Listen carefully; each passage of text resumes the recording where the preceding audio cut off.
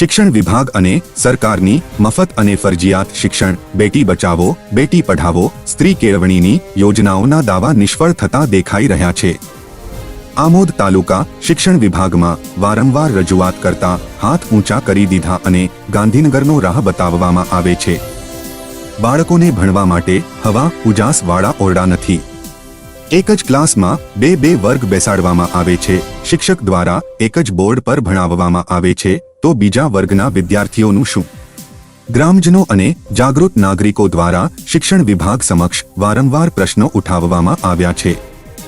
ગ્રામજનો અને જાગૃત નાગરિકો દ્વારા શિક્ષણ પ્રશાસન અને જવાબદાર અધિકારીઓ તેમજ વિસ્તારના ધારાસભ્યને આ પ્રશ્ન હલ કરવા વિનંતી કરવામાં આવી રહી છે। કે અમારા ગામની અંદર 1 થી 8 ધોરણ સુધીની પ્રાથમિક શાળા આવેલી છે અને જેમાં 175 થી 80 જેટલા વિદ્યાર્થીઓ અભ્યાસ કરી રહ્યા છે।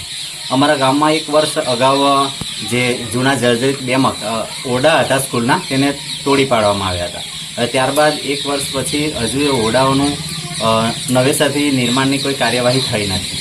આ બાબતે મેં અમારા આમોદ તાલુકાના શિક્ષણ જે સાહેબ છે એમને રજૂઆત કરી હતી અને કહ્યું હતું તો તેમણે મને જણાવ્યું હતું કે આ બાબતે મેં જે કંઈક કાર્યવાહી છે કરવાની તે કરી દીધી છે અને ગાંધીનગરથી હજુ કાર્યવાહી બાકી છે।